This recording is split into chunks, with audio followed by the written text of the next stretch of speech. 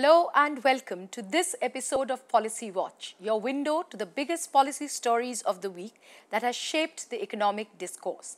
Priya Ranjan Das, senior journalist, is joining me today to discuss the key developments of the week. Welcome. This week began on a high note with the new government assuming charge and Prime Minister Narendra Modi leading his team of cabinet ministers as they assumed their responsibilities. Apart from fresh responsibilities, the Prime Minister laid down a 10-point agenda that set the tone of the new government. What was clear is that the government meant business, and the 10-point agenda was a clear signal to one and all.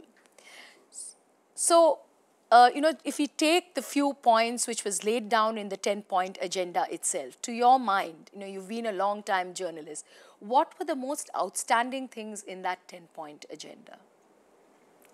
I think the most important of it, and the immediate one at that, is the Prime Minister's agenda of instilling confidence in the bureaucracy and taking innovative ideas from the bureaucracy. That's most urgent, I would say, because the absence of governance in recent months, I would say even recent years, that you have had in this country. What I mean by absence of governance is an absence of decision making, a reluctance to take decision. Decision making had become risky in the government, and not to take a decision had become easy. So it's the comfort zone that the government as a whole, and from the top bureaucracy down below, had got into a comfort zone.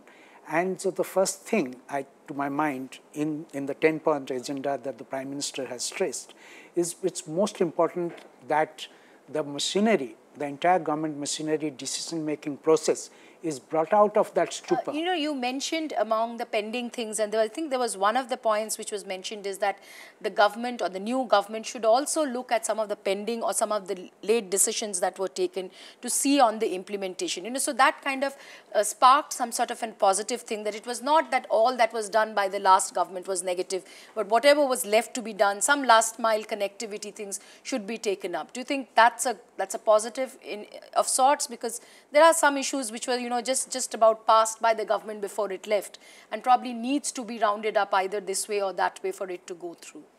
Well, just take an example.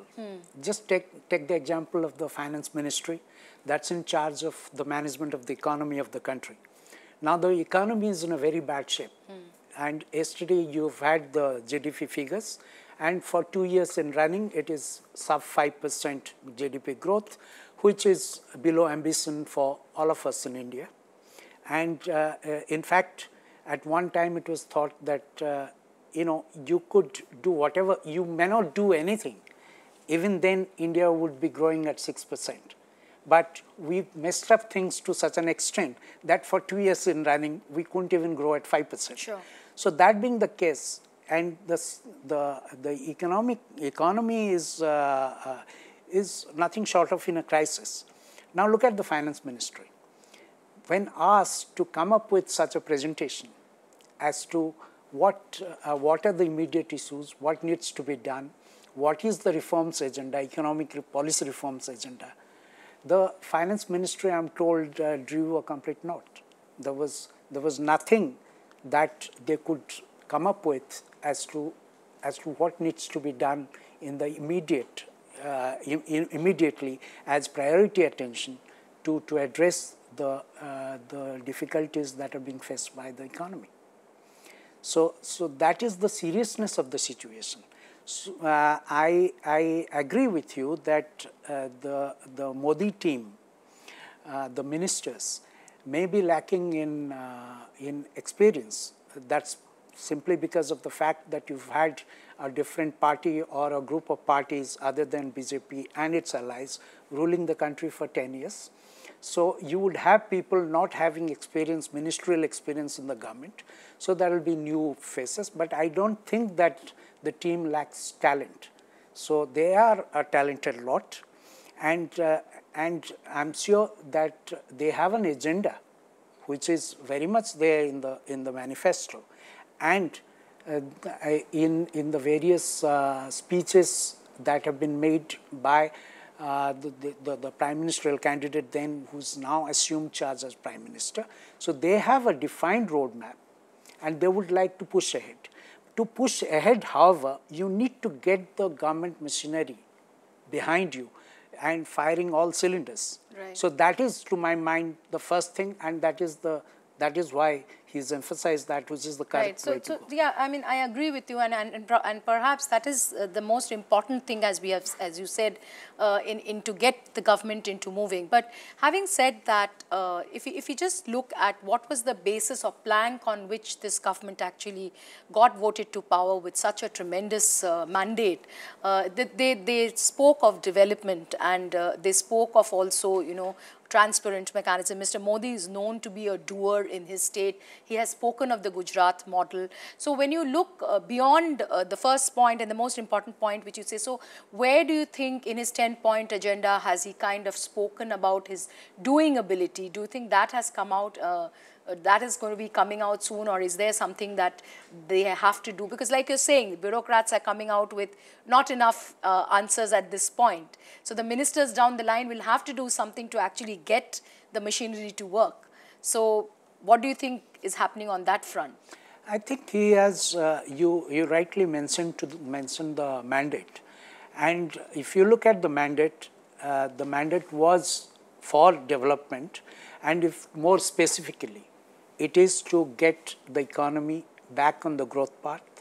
It is to create enough jobs for the youth that is joining the labor market, and it is to create employment and for the farmers actually who could be in distress in different parts of the country, and for the rural folks who are deprived of basic amenities. So if you look at the mandate and some of the priorities agenda that the Prime Minister has stressed, now he's made it very clear as to what are the priorities. Right. Now he said that education, health, water, right. These are going to be the priority. Right. Number two, he has said that economic agenda, which is essentially reprieve from high inflation that you have had, and getting the economy back on the growth path. Yeah. Yeah, so I think he's got his the mix right, yes, and he's got his focus right. Yeah, you're right. Mr. Modi has made it very clear that he has no time to lose. He has told his ministers that he has to work, and the ministers have been given a 100-day agenda plan. They have to come back. He's already had his first round of meetings with them, and I think this government really has no time, given the economic crisis that is looming so large, as well as the fact that there are pending things which need to be addressed immediately. On that count, we will slip into a small break. We'll be right back. Keep watching. Welcome. You're watching Policy Watch, and we are discussing the big economic stories of the week. Now, after the swearing in, what is being described by most foreign policy analysts, Prime Minister Modi staged a diplomatic coup when he invited all heads of state from the SAARC region for the swearing-in ceremony, a first in India's history and a step that has given India the first mover's advantage. The series of diplomatic meetings Prime Minister Modi had on his first day in office emphasized India's role in the region and the accent on improving economic and trade relations.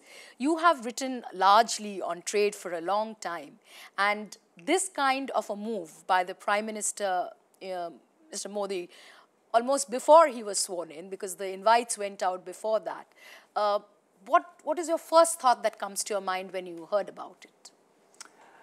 Well, no Prime Minister to be sworn in the last 30 years had the opportunity that Mr. Modi had in terms of a clear mandate.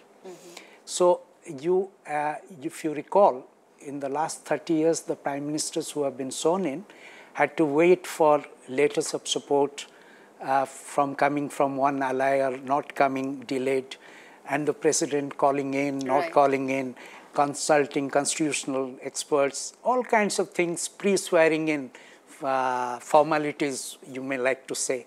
So the Prime Minister, all the Prime Ministers which were sworn in didn't have the opportunity. Mr. Modi had the opportunity. But having said that, to actually make the best out of an opportunity, the credit must go to the Prime Minister, and he had the imagination of calling in the SAARC 7 plus Mauritius. Now, for a long time, we've been emphasizing our ties with the neighbors at the first priority from a national perspective. Okay, ties with the neighbors, ties with the superpowers, and then we have added this in recent years, especially since Narasimha Rao's time. We've added this this aspect of low-kist policy to our foreign policy. Now, I thought Prime Minister Modi did a very smart thing to emphasize on where the emphasis should be. And so bringing in the SAARC, see the economic cooperation or the trade cooperation potential of this region remains largely untapped.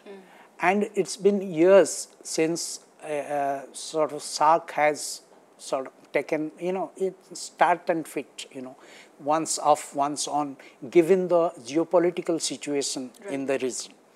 That doesn't, however, mean that, this region is condemned for all time to come, and there can't be a cooperation in the region of the kind that we have seen in other regions of the world. So, attempts made towards that. Now, things do not happen in one single step. It's a process that begins. This was a very good beginning, meant as a goodwill beginning, and the good thing was all the SAARC governments and Mauritius responded to it, and even if China was not part of this neighborhood bonhomie that India tried to create to celebrate democracy, because the premise of it was this was a great celebration of democracy. That's right. That the largest democracy in the world had just given a mandate. A single party government is coming into to be sworn in. So this was an occasion to celebrate democracy. So all the democracies of the SAARC region who have had their own struggle with democracy were called in. So this was, so even if China was not part of it, but we've seen that China was also very quick to come on board, so to say. But, so I this is very well begun to my mind. Yeah. So, politically and as you explained, diplomatically, this is really a huge step. And I think, as you said, he did the right thing, even the best of the opportunity he's got, because he's got this kind of a mandate. But taking it a little beyond that, the fact that Mr. Modi actually emphasized, or as we heard and read in the papers, on the trade issues, which is actually the strength, because India is a big economy, and to emphasize that actually if India does well, all of them actually benefit, vice versa.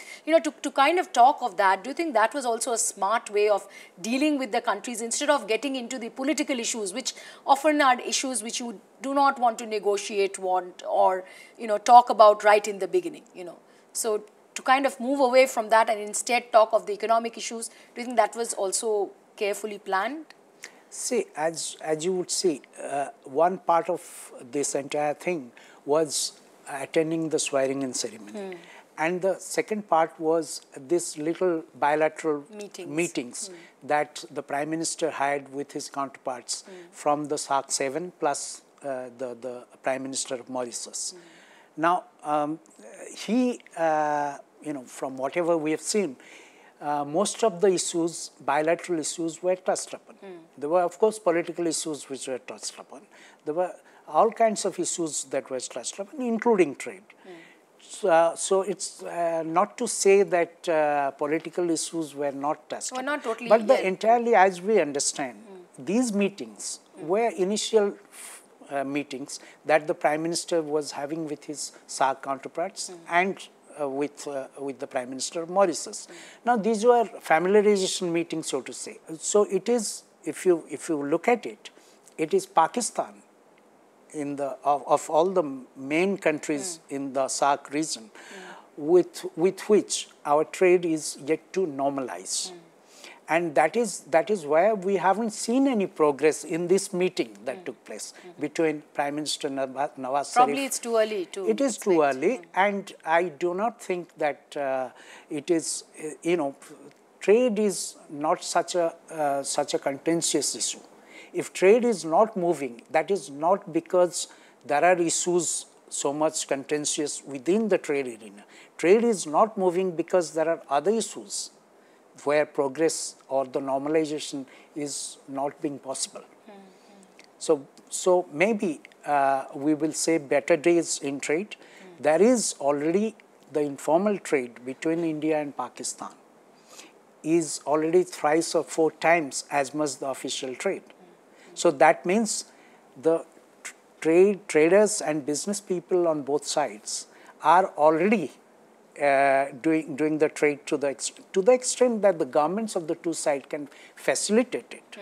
I find it interesting that we actually got down to talking of this kind of a diplomatic coup or even getting these nations, because all through the campaign, whenever asked on foreign policy or when people analyzed on Modi's foreign policy, they said he's a man who's more interested in setting the domestic house or in order, and he will go into foreign policy later. So coming in the early days, I think it was quite a surprise to most, and like you said, and I think I agree completely, it was about making the best of an opportunity, and I think well begun. So at least as far as diplomatic relations or foreign relations are concerned, Prime Minister Modi has set the tone and has taken the first movers advantage by actually getting them over. The house is in order, there is a bonhomie around, and we will see how it goes in future. On this note, we will just go into a small break but come right back for the last segment of the show. Welcome back. News reports suggest that the Commerce Ministry has circulated a cabinet note proposing to allow 100% foreign direct investment in defence. This has had a mixed reaction within the industry and expert bodies. Whether this will help move large investments in the defence sector is yet to be seen, but it has shown that the government is seriously looking towards reviving investor climate. Foreign direct investments has always been an area which India has kind of looked into whenever it is talked about reviving investor sentiment. Domestic industry has seen over the last few months, or at least a year or so, moving capital outwards for the reasons that we spoke about in the earlier segments. At this point, and very early in the day, we've not even crossed a week, to actually have talks and reports about allowing 100% FDI in defense is a bold move, you would think, or do you think this is more to be as far as signaling is concerned and less in substance? I would say it is much awaited. It should have been done some time ago. This is much delayed, I would say. See, I understand the proposal that is being circulated is 49% in all defense industry, right. FDI, and if there is technology transfer, 75%, up to 75% foreign equity. And in case of very proprietary technology, 100%. Now that's a reasonable thing to do. See, the fact is that we have large defense procurement requirements as a country, and we've been dependent on imports. So in terms of dollar outgo, country is having to make a lot of dollar sacrifice. So if we can get the foreign investors to invest, and that will either in joint venture or even otherwise, that would help defense ancillary industry, which could be then Indian industries, which will contribute to these foreign investment units. And to the extent that we can cut down on our dependence on imports, that will be a good thing to do. Now, that is not to talk about the overall business sentiment that this kind of an opening up of foreign direct investment will have. while I agree with you on all of this, but I was just thinking, is this one of the most low-hanging fruits for the government to go for? And I'm asking you this for a variety of reasons. Number one, there are proposals for FDI in other sectors also. But the government decided to actually go for defense. I mean, at least the note being talked about is defense right in the beginning. The second thing is that while you're right that this is a job multiplier because you have ancillary units which would come out, but FDI and defense in that respect coming is a long-term thing. I mean, it needs a lot of time for negotiations, for contracts, for whatever it is. So while as far as impact is concerned, this is a big issue because defense is one area where we are import dependent, which has been there for some time, but movement hasn't happened. The industry has been wanting it. Is it one of the lower hanging fruits in relative to the other things that could have been done? Low-hanging fruits, if you mean that this is a decision that's going to be easy to take, I wouldn't say so. Otherwise, this decision would have been taken long back. Okay. You see, as you look at it, we have a defense industry establishment in this country, which is primarily public sector, including the defense research and defense technology sector. Right.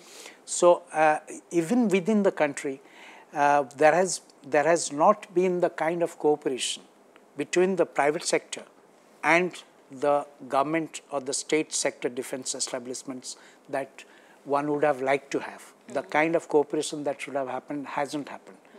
So in this situation, when you open up foreign investment up to 100%, that's not a very easy decision to take.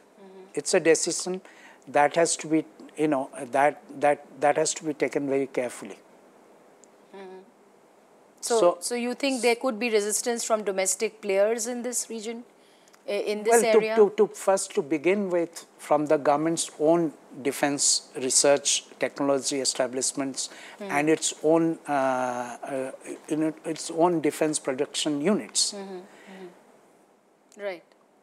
But you know, you mentioned very rightly that the higher equity investments or foreign investments were being allowed in high technology areas. So in that regard, doesn't it make it a very potential case? That is what I thought, that this will be sequential and not sequential because you actually open it up all three routes. Right in the beginning, but there are slabs. But there are slabs. And then each of these proposals, I understand, has to go through the FIPB route.